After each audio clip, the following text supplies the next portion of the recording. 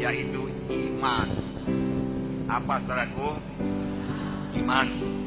Ya. Karena firman Tuhan berkata, tanpa iman mustahil berkenan kepada Allah. Jadi kita harus punya iman. Ini Ibrani 11 ayat 6 berkata, tetapi tanpa iman tidak mungkin orang berkenan kepada Allah. Sebab barang siapa berpaling kepada Allah, ia harus percaya bahwa Allah ada dan bahwa Allah memberi upah kepada orang yang sungguh-sungguh mencari Dia. Amin. Nah, amin, saudaraku. Ya, saudaraku, harus percaya bahwa Allah ada. Oke, mau kita percaya Allah ada, saudaraku. Tetapi Allah juga memberi upah pada orang yang sungguh-sungguh mencari Dia. Amin. Oke. Jadi setiap orang harus memiliki iman. Ada satu pertanyaan. Dapatkah seseorang itu disembuhkan dengan iman orang lain? Dapatkah iman saya menyembuhkan penyakit saudara? Dapat, saudara. Tetapi ini satu pengecualian. Saudara tidak bisa terus bergantung kepada iman saya. Sebab apabila simptom penyakit itu kembali, kalau saudara tidak punya iman, saudara tidak dapat menolaknya, maka penyakit itu akan kembali. Ini yang kerap terjadi kepada anak-anak Tuhan. Sebenarnya dia sudah disembuhkan waktu KKR. Sudah berkurang penyakitnya. Dan dia merasa sudah bertambah baik. Dan dia percaya dia sudah sembuh. Tetapi ketika sampai di rumah atau beberapa hari kemudian, penyakitnya kambuh lagi, saudaraku. Sebaliknya, daripada mengakui firman Tuhan, dia mengakui penyakitnya. Dia berkata, penyakitku kembali lagi. Dengan berkata demikian, saudaraku, dia lebih percaya kepada penyakit daripada kepada firman Tuhan. Dan penyakitnya memang kambuh kembali, saudaraku. Memang, saudaraku, kesembuhan melalui iman orang lain bisa, tetapi itu satu pengecualian.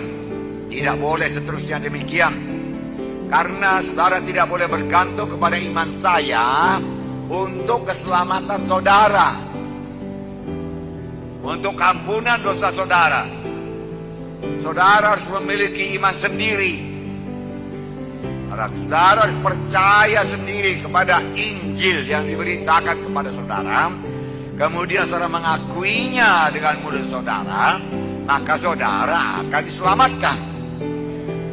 Pada waktu setan menyerang saudara, berkata saudara belum selamat, saudara punya pegangan firman Tuhan. Karena saudara dengarkan Injil Tuhan yang benar. Saudara boleh berkata, Tuhan ini sudah mati menebus dosaku. Saya sudah terima Dia sebagai Tuhan dan Juru Selamatku. Firman Tuhan berkata, seberapa banyak orang menerima Yesus sebagai Tuhan dan Juru Selamatnya, maka Dia akan selamatkan. Maka saudara bisa berpegang teguh kepada keselamatan saudara. Saudaraku, keselamatan sama sekali tidak bergantung kepada perasaan. Demikian juga kesembuhan sama sekali tidak bergantung kepada perasaan saudara. Iman tidak punya urusan dengan perasaan. Rasa sakit atau panca indera, saudaraku, bukanlah pegangan yang teguh. Firman Tuhan jauh lebih teguh. Haleluya. Saudaraku, banyak anak Tuhan lebih percaya kepada panca inderanya, perasaannya, saudaraku, rasa sakitnya, daripada kesembuhan yang sudah diberikan Tuhan kepadanya. Dan memang kerap kali kesembuhan tidak spontan. Kesembuhan datang berangsur-angsur seturut dengan pengakuan iman kita. Haleluya.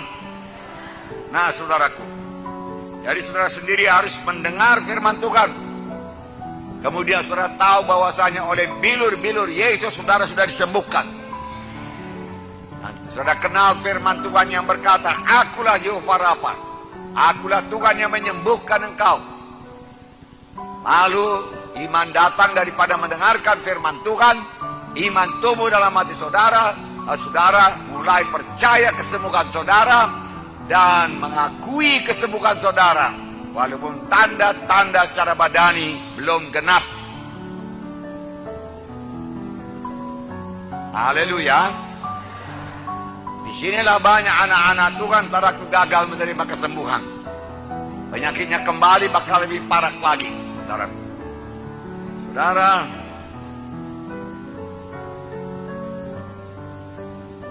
tidak mungkin berjalan dalam kemenangan sepanjang saudara bergantung terus kepada iman orang lain atau iman hamba Tuhan yang lain. Saudara harus punya iman sendiri untuk kesembuhan saudara, karena kesembuhan adalah untuk setiap orang. Penyakit saudara sudah ditanggung oleh Tuhan Yesus dan adalah hak saudara untuk menerima apa yang sudah disediakan oleh Tuhan Yesus di kayu salib di Golgota. Haleluya. Nah, saudara yang kasih dalam nama Yesus, iman dapat dilihat, saudaraku, dari semua kesembuhan-kesembuhan yang dilakukan oleh Tuhan Yesus dalam Alkitab, saudaraku. Kita dapat melihat, saudaraku, bahwasanya orang tersebut punya iman. Yesus melihat iman mereka itu lebih dahulu. Banyak pernyataan-pernyataan iman dapat dilihat bahkan dengan mata badani. Saudara yang kasih dalam nama Yesus, iman dapat dilihat daripada pengakuan iman orang tersebut dan tindakan iman orang tersebut. Saudara. Dalam Alkitab diterangkan mengenai seorang lumpuh digotong oleh 4 orang. Matius 9 ayat 2 saya bacakan. Maka dibawa oranglah kepadanya seorang lumpuh yang terbaring di tempat tidurnya. Ketika Yesus melihat iman mereka, berkatalah ia kepada orang lumpuh itu, percayalah hai anakku, dosamu sudah diampuni. Dan selanjutnya dalam Markus 2 ayat 11 dikatakan, kepadamu kukatakan, bangunlah, angkatlah tempat tidurmu, dan pulanglah ke rumahmu. Firman Tuhan berkata, ketika Tuhan melihat iman mereka itu, tentu saja yang sakit ini beriman, 4 orang ini pun beriman. Kalau mereka tidak beriman, saudaraku, mereka tidak akan menggotong orang sakit dari rumah sampai ke tempat di mana Tuhan harus mengajar. Kemudian mereka naik ke atap, lalu membuka atap di atas Yesus, lalu mengulur orang sakit itu ke bawah. Itulah dia tindakan iman. Dan firman Tuhan berkata, itu semua dilihat Tuhan. Tentunya dia percaya penuh kalau dia berjumpa dengan Tuhan Yesus, dia akan sembuh. Sesuatu pasti terjadi kalau dia bertemu dengan Tuhan Yesus. Aku tidak akan lumpuh lagi. Dan sama sebagaimana imanmu jadi padamu. Tuhan Yesus berkata kepadanya, hai anakku, imanmu telah menyembuhkan engkau. Hai anakku, dosamu sudah diampuni. Manakala lebih mudah mengatakan, anakku, dosamu sudah diampuni, atau angkatlah tempat tidurmu, bangun dan bangkitlah pulang ke rumahmu. Tetapi supaya kamu tahu anak manusia di dunia ini berkuasa mengampuni dosa, kepadamu kukatakan, bangunlah, angkat tempat tidurmu, pulanglah ke rumahmu. Yesus melihat iman mereka. Iman dapat dilihat dari pengakuan iman ucapan yang seturut dengan janji Tuhan tersebut, saudaraku, dan dari tindakan iman. Yakobus 2:26 berkata, seperti tubuh tanpa ruh adalah mati, demikian juga iman tanpa perbuatan adalah mati. Harus bertindak. Ini percaya, ini beriman. Tidak benar ada orang mengatakan dia percaya kesembuhan tapi tidak ada tindakan. Tidak benar kalau seorang berkata dia percaya dia disembuhkan Tuhan, tapi dia mengakui penyakitnya. Sakit kali kurasa katakan aku lihat penyakit ini tambah parah. Itu dia tidak percaya kepada kesembuhan yang sudah disediakan oleh Tuhan Yesus. Dia lebih percaya kepada penyakit. Kalau penyakit diakui, penyakit bertambah teguh, mengikat saudara. Kalau kesembuhan saudara akui, maka saudara bertambah dekat kepada kesembuhan total. Haleluya. Jadi pengakuan mulut ini sangat berkuasa. Pengakuan mulut ini sangat berkuasa. Ucapan kita sangat berkuasa. Bahkan nanti kita lihat keselamatan jiwa pun dari pengakuan dengan mulut. Tidak lepas daripada pengakuan dengan mulut. Banyak orang tidak mengerti mengaku sendiri dengan mulutnya. Itu sebabnya dalam sidang kita diadakan altar call, yang mudah-mudahan diikuti oleh gereja lain. Karena kita sudah melaksanakannya sejak tahun, saudaraku, tahun 73. Saudara, panggil ke depan, altar call. Nah, saudaraku, 2 orang buta mengikuti Yesus. Saudara, mereka menangis berteriak. Saya bacakan ceritanya Matius 9, 27-30. Ketika Yesus meneruskan perjalanan dari sana, jadi Yesus meneruskan perjalanannya keluar kota, 2 orang buta mengikutinya sambil berseru-seru katanya, "Kasihanilah kami, hai anak Daud." Kemudian ayat selanjutnya, setelah Yesus masuk ke dalam sebuah rumah, Yesus sampai ke kampung lain dan masuk ke sebuah rumah. Orang buta itu masih terus mengikut. Bagaimana dia mengikutnya? Boleh jadi dia ikut-ikut suara itu terus.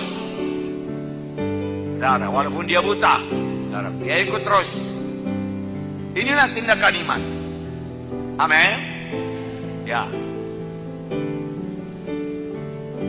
Datanglah kedua orang buta itu kepadanya dan Yesus berkata kepada mereka, "Percayakah kamu bahwa aku dapat melakukannya?"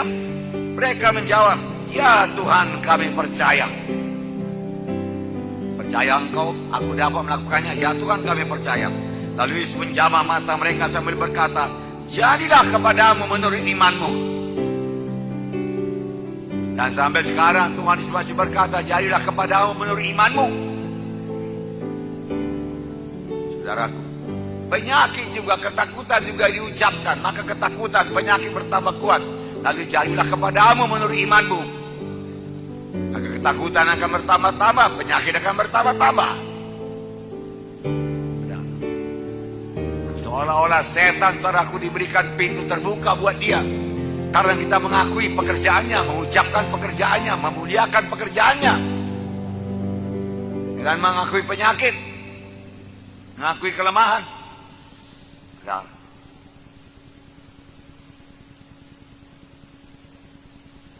Nah, saudaraku, lalu Yesus menjamah mata mereka sambil berkata, "Jadilah kepadamu menurut imanmu." Selalu Tuhan berkata, "Jadilah kepadamu menurut imanmu." Maka meleklah mata mereka, dan Yesus pun dengan tegas berpesan kepada mereka, katanya, "Jagalah supaya jangan seorang pun mengetahui hal ini." Nah, Markus 5 ayat 28 dan 34. Sebab katanya, "Asal ku jamah saja jubahnya, aku akan sembuh." Hasilnya 34. Maka katanya kepada perempuan itu, "Hai anakku, imanmu telah menyelamatkan kau. Pergilah dengan selamat dan sembuhlah penyakitmu." Semua kita tahu ini cerita seorang perempuan yang sudah 12 tahun sakit pendarahan. Sakit pendarahan kepada orang Yahudi merupakan satu hal yang najis. Dia tidak bisa datang ke dekat kerumunan orang banyak. Kalau dia datang kepada kerumunan orang banyak, dia harus berteriak, "Najis, najis, najis." Lalu orang akan menyingkir. Saudaraku, dan sudah 12 tahun, saudaraku, dia berobat dan tidak sembuh-sembuh. Tetapi sudah dia mendengar tentang Yesus, saudaraku, imannya tumbuh. Lalu dia tidak berkata, dia tidak putus asa, dan berkata, "Penyakitku sudah parah sekali, 12 tahun pun sakit, tidak bisa sembuh juga, maka kali ini pun tidak akan sembuh juga." Dia tidak berkata demikian. "Kalau aku jamah saja jubahnya, pasti sembuh." Ini lain dari yang lain. Aku akan datang kepadanya. Aku langgarlah peraturan orang Yahudi. Lalu dia langgar peraturan orang Yahudi di tengah orang banyak, tengah kerumunan laki-laki yang mengikut Yesus. Dia jamah jubah Yesus karena imannya berkata, "Kalau aku jamah jubah Yesus, aku akan sembuh." Jangan tindakan iman itu, saudaraku, mengeluarkan kuasa dari Tuhan Yesus. Kuasa telah keluar dari Tuhan Yesus. Tuhan Yesus berkata, siapa yang menjamah aku? Ah Tuhan, kau lihat begini banyak orang sekeliling engkau, dan engkau bertanya, siapa yang menjamah engkau? Banyak Tuhan. Tidak, ada satu yang lain. Dia beriman. Perempuan itu gemetar dan ketakutan datang menyembah Tuhan Yesus dan berkata, ceritakan halnya. Hai anakku, imanmu telah menyembuhkan engkau. Pulanglah ke rumah, dia katakan. Imanmu telah menyembuhkan engkau. Saudaraku, sampai sekarang kesembuhan tersedia dengan limpahnya. Tetapi banyak orang tidak menerima kesembuhan. Sebab mereka tidak punya iman kepada kesembuhan. Dan setiap orang bisa disembuhkan. Sama seperti setiap orang, walau dosanya merah 14 kali pun bisa diselamatkan. Karena keselamatan, keampunan dosa sudah disediakan Tuhan. Demikian juga kesembuhan dari penyakit manapun sudah disediakan Tuhan. Menerimanya dengan iman. Iman tidak cukup percaya dalam hati saja. Iman harus diucapkan berulang-ulang.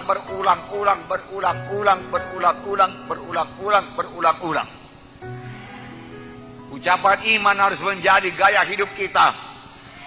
Bahasa iman menjadi bahasa kita. Mengakui firman Tuhan menjadi bahasa kita. Amin.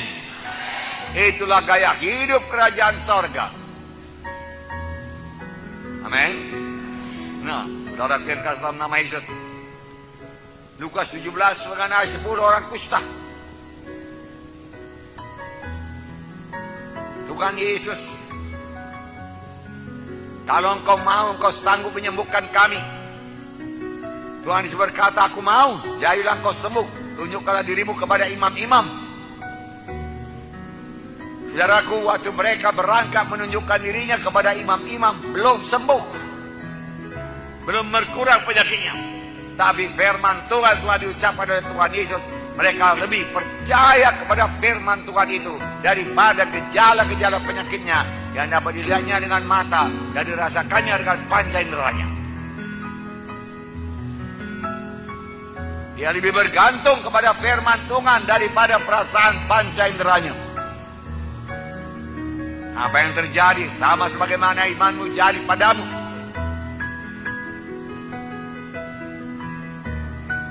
Tentunya mereka saling meneguhkan satu sama lain. Boleh jadi yang lemah, ada yang lemah imannya di antara 10 orang itu. Bagaimana kita menunjukkan diri kita kepada imam? Kita kan belum sembuh. Dialah, kusta kita sama sekali belum berkurang.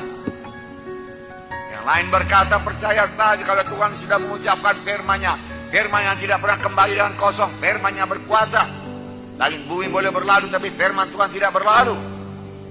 Mari kita tunjukkan diri kita kepada imam-imam. Dan mereka berangkat. Yang seturut dengan pendapat manusia masih lengkap penyakit kustanya. Tapi mereka percaya, mereka mengakuinya, dan mereka mengadakan tindakan iman. Pengakuan mereka dan tindakan iman mereka selalu dihormati Tuhan. Dihargakan Tuhan sampai sekarang. Separuh jalan mereka sudah sembuh. Satu orang karena sukacitanya kembali kepada Tuhan dan mengucapkan syukur. Terima kasih, Tuhan Yesus berkata, bukankah 10 orang yang kusembuhkan, mana yang 9 lagi? Kenapa yang satu orang ini saja yang bersyukur? Memang Tuhan suka kalau kita bersyukur kepadanya. Amin. Bersyukur kepada Tuhan buat kesembuhan kita, akan meneguhkan kesembuhan kita. Bersyukur kepada Tuhan buat keselamatan kita, akan meneguhkan keselamatan kita.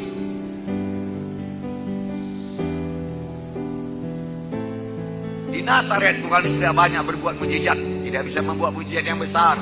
Kenapa? Karena mereka tidak percaya. Sebab mereka kenal Tuhan dari kecil. Bukankah ia ini anak Yesus? Bukankah saudara-saudaranya bersama-sama dengan kita di sini? Dari mana hikmat perkataannya itu semua? Dari mana dia bisa menyembuhkan penyakit? Dia katakan. Lalu mereka bimbang. Dan hasilnya Tuhan sudah dapat berbuat mujizat yang besar di sana. Hanya meletakkan tangan dan beberapa orang sakit untuk menyembuhkan mereka. Ia heran dengan ketidakpercayaan mereka itu. Dan dia berkata, seorang nabi memang tidak dihargai di negerinya sendiri, dia katakan. Nah, saudaraku, Tuhan Yesus sayang kepada jiwa-jiwa saudaraku di Nazaret. Dia mau menyembuhkan jiwa-jiwa di Nazaret, tetapi mereka tidak percaya kepadanya. Lalu Tuhan tidak dapat menyembuhkan, bukan tidak mau menyembuhkan. Dia tunjukkan beberapa tanda ajaib mujizat supaya mereka percaya. Tetapi mereka juga tidak percaya. Mereka tetap bimbang. Maka akhirnya Tuhan tidak dapat berbuat mujizat di sana karena mereka tidak percaya. Bukan tidak mau, Yesus mau. Tetapi Tuhan di sana tidak mau melanggar firman Tuhan, tidak mau melanggar kebenaran. Setiap orang harus punya iman, sama sebagaimana imanmu jadi padamu. Tidak bisa terus bergantung pada iman orang lain. Boleh, haleluya. Dalam KKR memang seseorang itu diurapi Tuhan luar biasa, orang itu bisa sembuh. Itu sebabnya yang sembuh itu kita aja masuk training, supaya mereka beroleh firman Tuhan, dasar yang teguh, supaya mereka punya iman sendiri buat kesembuhannya. Dan kapan penyakit itu berusaha datang kembali, dan tanda-tanda penyakit, perasaan-perasaan sakit mulai timbul kembali, dia bisa bertindak dalam nama Yesus, mengusirkan semua penyakit-penyakit tersebut. Haleluya. Dan terus mengakui kesembuhannya. Kalau penyakitnya kelihatannya bertambah parah, kalau dia terus berpegang kepada firman Tuhan, mengakui firman Tuhan, percaya kepada firman Tuhan, maka firman Tuhan tidak pernah gagal. Firman Tuhan itu Tuhan sendiri, saudaraku. Haleluya. Nah, saudara yang kasih dalam nama Yesus. Jadi untuk disembuhkan, saudara harus percaya firman Tuhan mengenai janji-janji Tuhan untuk menyembuhkan. Saudara kemudian mengklaim firman Tuhan tersebut genap dalam diri saudara. Harus saudara terima kesembuhan saudara, akui kesembuhan saudara.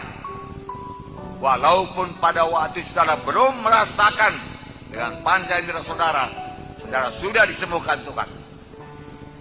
Karena iman tidak bergantung kepada perasaan.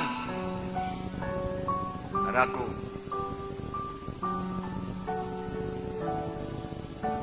bagi anak-anak Tuhan, saudaraku, kita tidak bergantung kepada perasaan, kita bergantung kepada firman Tuhan. Yang ya dan amin. Firman Tuhan berkata sembuh, sembuh. Firman Tuhan berkata hidup, hiduplah itu, saudaraku. Haleluya. Ya.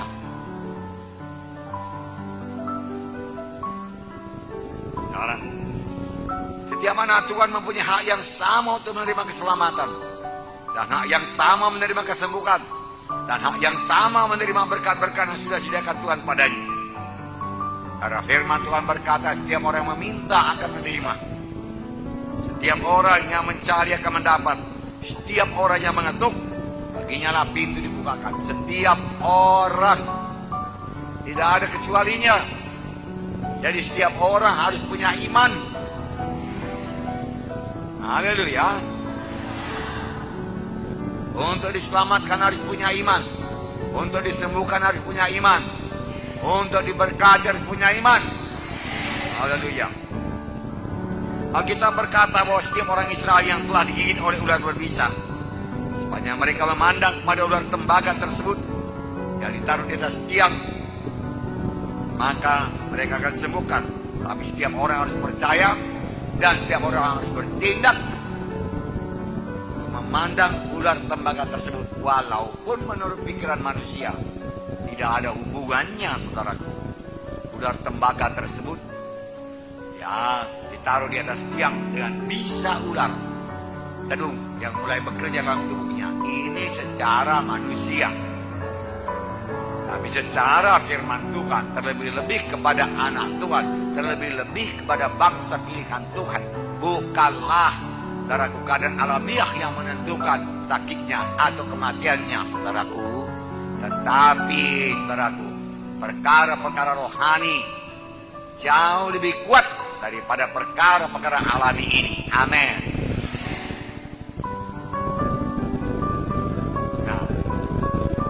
baca Bilangan 21 ayat 8 dan 9. Maka firmanlah Tuhan kepada Musa. Tuhan berfirman kepada Musa, buatlah ular tedung dan taruhlah itu pada sebuah tiang. Maka setiap orang yang terpagut, jika ia melihatnya, akan tetap hidup. Inilah firman Tuhan. Kerap kali tidak masuk di akal.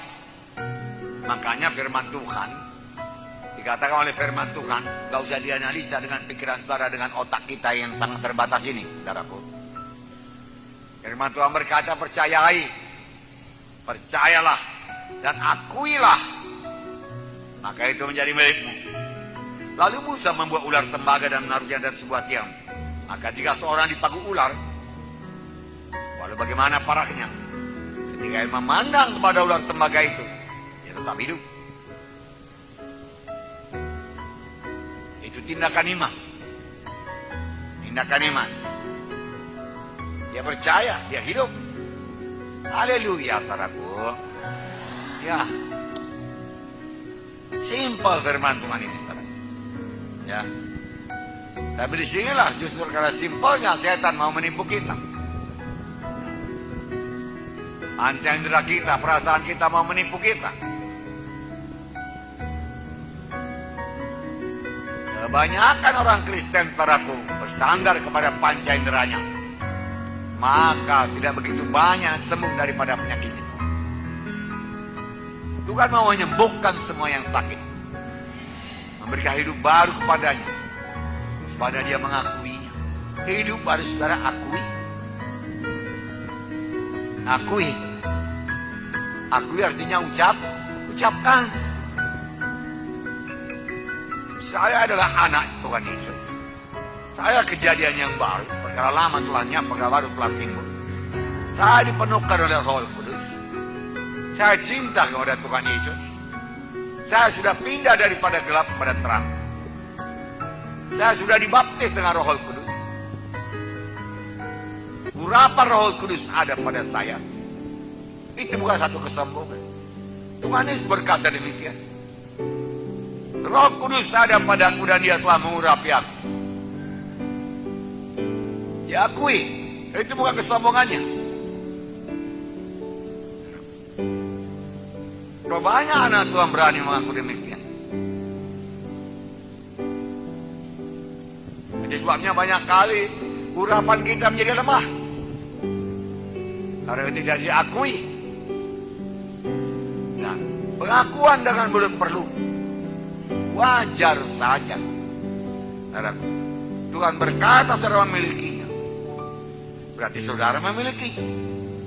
Saya tidak rasa apa-apa, saudara berkata. Tak perlu dirasa, yang perlu dipercayai. Itu perkara rohani.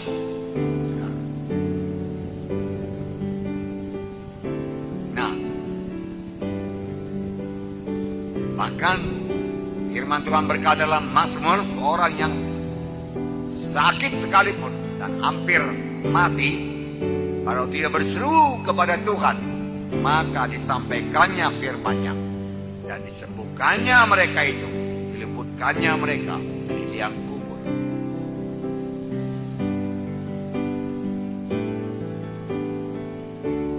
Banyak saya lihat anak-anak Tuhan mengalami ini.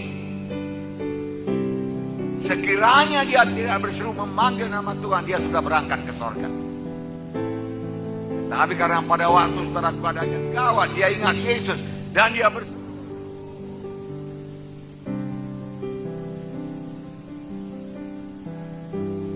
Tuhan, selamatkan aku. Maka disampaikannya firman-Nya dan disembuhkannya mereka itu, diluputkannya mereka dari liang kubur.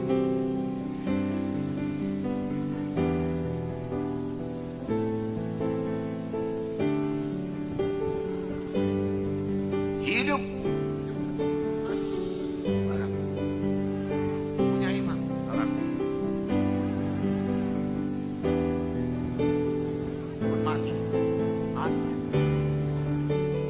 Sama mengenal Tuhan itu.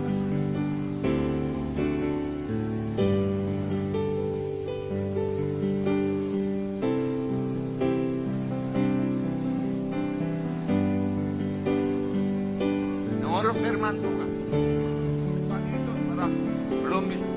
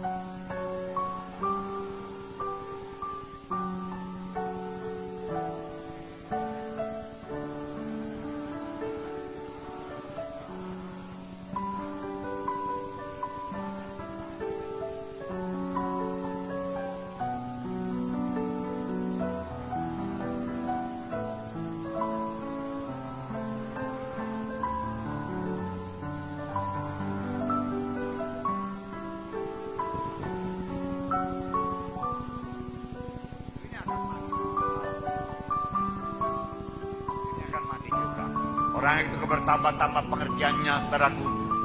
Karena Tuhan, pelayan Tuhan, hamba Tuhan, dia merasa bertambah dekat, saudaraku, dengan sorga, saudaraku.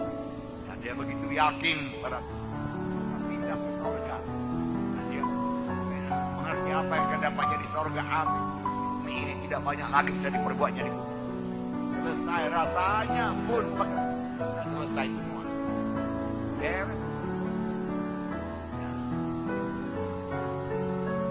Ibarat pelayan itu sudah ada yang menggantikan dia.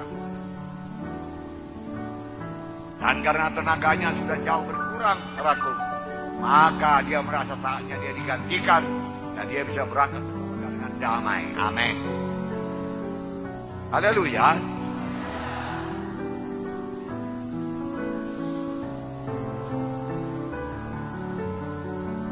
Hebatnya, saudaraku, ya. Hebat. Karena memang itu Tuhan berikan kepada kita. Sudah. Bagaimana memperoleh iman kalau begitu? Dengarkan. Ada satu kesalahan besar yang kerap diperbuat oleh anak-anak Tuhan, yaitu mereka berdoa buat iman. Tuhan, berikan aku iman, Tuhan. Berikan aku iman yang teguh, Tuhan. Tidak bimbang aku, Tuhan. Berikan aku iman.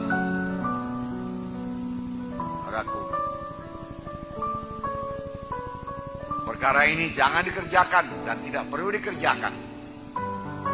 Dan tidak ada hasilnya sama sekali. Sebab Tuhan telah menerangkan dalam firman-Nya bagaimana caranya kita memperoleh iman. Roma 10 ayat 17 berkata, sebab iman datang daripada berita dari firman Tuhan. Saudara mau iman, dengarkan firman Tuhan yang benar. Saudara mau iman, belajar, buka Alkitab saudara. Pakai konkordansi, pakai kamus, saudara. Alkitab, saudara. Pakai. Teliti, saudaraku. Ayat demi ayat. Saudara.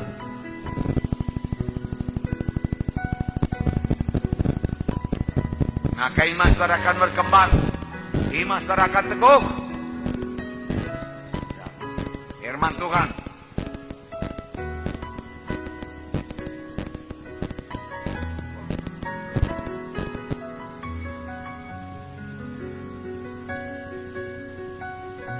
Tanpa firman Tuhan kita akan selalu bimbang dan doa kita menjadi salah. Karena kita tidak tahu firman Tuhan. Bahkan apa yang sudah diberikan Tuhan kepada kita pun kita minta lagi. Itu sebabnya kita perlu belajar firman Tuhan. Itu sebabnya jiwa-jiwa baru harus training. Tanpa di training mereka akan lucut. Tanpa di training mujizat yang mereka terima akan lucut, akan kembali penyakit itu. Sebab kita sebagai pemimpin kelompok sel, pemimpin sel adalah hamba-hamba Tuhan. Saudaraku, jangan tanggung-tanggung mengajak jiwa-jiwa itu untuk ikut baptisan, kemudian ikut training dasar rohani Kristen. Jangan mengalah. Dahulu sudah kita pelajari mengenai anak asuh. Jangan lepaskan jiwa itu. Mereka sudah berada separuh jalan. Mereka sudah diselamatkan. Kalau dilepaskan lagi tidak masuk training, saudaraku, mereka akan lucut keselamatannya. Sayang, saudara. Kita akan bertanggung jawab pada Tuhan. Kenapa jadi demikian? Bahwa kita benar-benar mengasihi jiwa tersebut.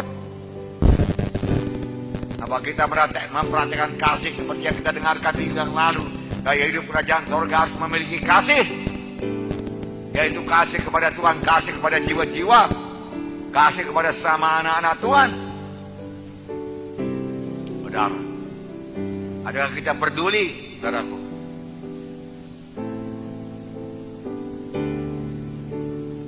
Sebab kalau kita sudah bersaksi dan berhasil membawa jiwa itu, saudaraku, kepada baptisan air, kepada perdamaian, berdamai dengan Tuhan, kemudian baptisan air. Saudaraku, tidak siap pekerjaan saudara, tidak siap. Firman Tuhan juga berkata, jadikan mereka itu muridku. Menjadi murid harus belajar, harus belajar, harus belajar. Saudara juga, walaupun sudah training dasar, harus belajar, belajar, belajar terus. Saudaraku, firman Tuhan. Saudara barangkali bertanya, sampai berapa tahun kami belajar firman Tuhan, Pak Munte? Sampai saudara dipanggil ke sorga. Disiplin. Tidak ada anak Tuhan yang berhasil tanpa disiplin. Tanpa disiplin, saudaraku, tidak ada disiplin, saudaraku, akan menghancurkan hidup saudara, melucutkan saudara daripada keselamatan. Tidak ada keteguhan dalam saudara. Saudara disiplin hidup saudara, ikut firman Tuhan sungguh-sungguh, saudaraku, saudara. Dan setan tidak suka, saudaraku, saudara hidup benar, saudaraku, di hadapan Tuhan, dan mau mengikut Tuhan sungguh-sungguh, akan banyak, saudaraku, tantangan-tantangan, terangsang setan kepada saudara. Maka saudara akan mengalami banyak keberatan, banyak persoalan. Hati-hati kalau saudara tidak punya persoalan dalam hidup saudara mengikut Tuhan Yesus. Sebab dengan persoalan tersebut, dengan tantangan tersebut, itu kesempatan bagi roh Tuhan untuk membentuk saudara menjadi satu pribadi yang kuat, percaya teguh kepada Tuhan. Daud yang sudah diurapi menjadi raja, saudaraku, tapi tidak terus menjadi raja. Banyak lagi tahun-tahun dilaluinya, tahun-tahun penuh kesengsaraan, tahun-tahun dikejar-kejar, tahun-tahun mau dibunuh oleh Saul, tahun-tahun di mana cemburu Saul kepada dia, ditangguhkan Daud semua, dikejar-kejar, sembunyi di gua-gua. Kenapa tidak jadi raja saja? Kenapa tidak dibunuhnya saja Saul? Dia sangat ahli memainkan pedang, memainkan alih-alih. Sekali sabetan Saul akan mati. Bahkan pada beberapa kesempatan Saul tertidur, Daud datang ke sampingnya, lalu mengoyakkan sedikit punca jubahnya. Daud tidak mau membunuhnya. Kalau dibunuh Daud siap, dia jadi raja. Tapi Daud tidak mau jalan pintas. Bagaimana aku membunuh orang yang sudah diurapi oleh Tuhan? Urapan Tuhan kepada Saul sangat dihargakan oleh Daud. Daud percayakan urapan. Maka banyak tahun-tahun penuh kesengsaraan, penuh air mata. Saudara baca dalam Mazmurnya bagaimana dia menangis.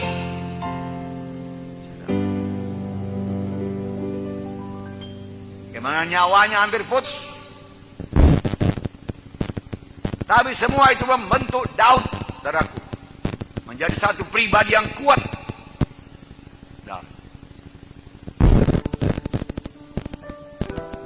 Karena sudah dibentuk Tuhan, saudaraku. Ya aja tanah liat, saudaraku. Ya, kita sudah belajar dahulu bagaimana tukang pembuat periuk itu, saudaraku, mengeluarkan semua sampah-sampah dari tanah liat tersebut, dicabutinya, saudaraku, sampah-sampah akar-akar kayu. pasir-pasir dibuang semua, murni tanah liat. Kemudian dibanting-banting lagi, saudaraku. Kemudian dibentuk, saudaraku. Bentuk. Harus kira bentukannya, saudaraku. Belum, saudaraku. Seturut dengan kehendak tukang priuk, dibanting lagi, disatukan lagi. Saudara, sekiranya, saudaraku, tanah liat itu bisa berteriak. Sudah berkali-kali dia berteriak, begitu sakitnya, begitu sengsaranya. Jangan menyangka, saudara, kalau sudah ikut Tuhan sungguh-sungguh lenyap semua keberatan, lenyap semua persoalan.